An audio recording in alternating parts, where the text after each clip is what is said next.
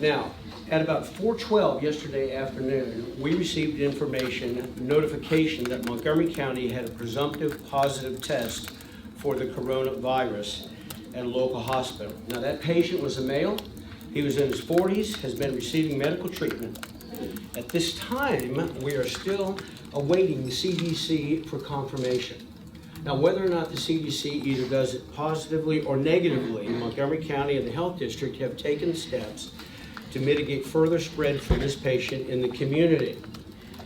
I will tell you that beginning in January, our Department of Homeland Security Emergency Management, Montgomery County Public Health District have been working together with state and federal officials, have been paying attention to what's going on and implementing our response plans. We've been actively monitoring a number of individuals, potential patients, who have all been cleared until yesterday's positive results. Throughout this process, we've been updating our health professionals across the county on new information and the things that they need to look for to identify these issues in patients. These processes have produced, as I mentioned, several persons under monitoring and persons under investigation. We worked successfully with those individuals, identified them, and ensured that they were either self-isolating, that they were staying away from others that they could possibly spread this to while we watched for symptoms.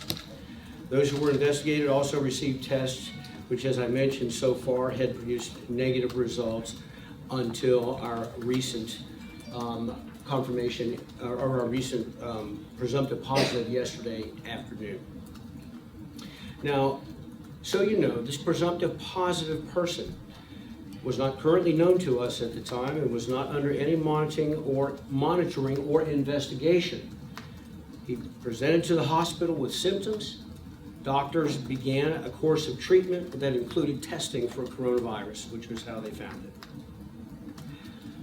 Now, we'll tell you this, at this time, although we certainly do not want in any way to downplay the seriousness of this and are taking every precaution as our Homeland Security Emergency Management and Health District and Health Department, the general risk to the general public is still very low. Folks who have underlying health issues, though, and are of some age, are elderly, are the ones who are at greatest risk and susceptible to the virus. And it is our suggestion that they take the precautions that are necessary to avoid contracting this virus. Now, what can all of us do? You've been hearing this all week long, and we can't say it enough, and I'm going to say it again. We're going to start off first. Everyone you can help or stop, slow this coronavirus by doing the basics, just washing your hands.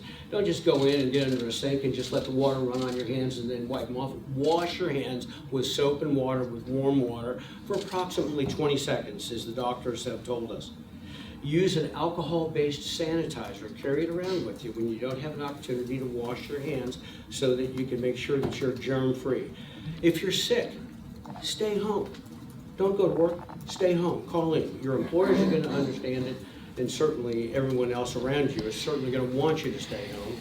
Also, avoid public places. Now, when it comes to your coughing and your sneezing, don't just cough and sneeze. Don't just put your hand over your mouth. If you just put your hand over your mouth, yes, you're going to keep it from going anywhere. But if you do have it, you have the chance of, on your hand, you have the chance of contracting it through your eyes, through your nose, through your mouth, whatever.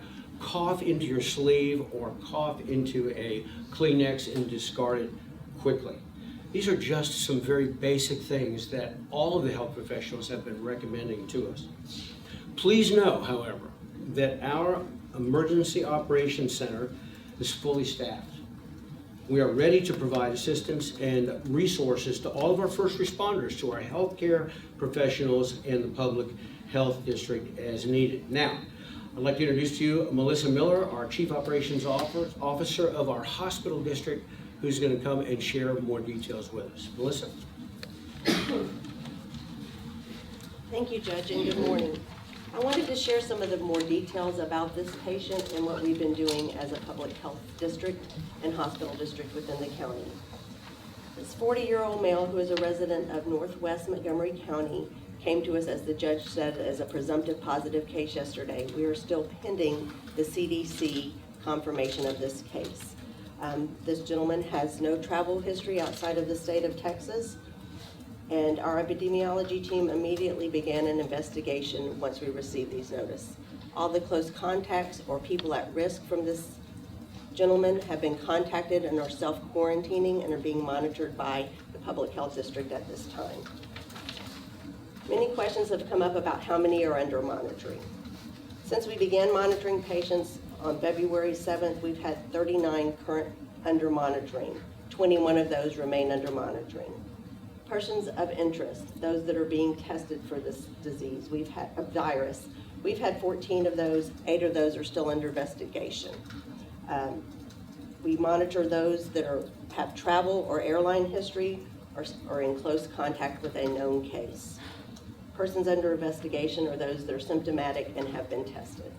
Those are the definitions of those. Montgomery County Public Health District's aim is to keep the public updated with information as allowed through compliance with HIPAA and privacies of the patients. We will continue to update the media as well as the public through our Facebook page and media releases of any other presumptive cases that come forth, any positive cases confirmed by the CDC, or should we have a Montgomery resident that passes away due to the coronavirus.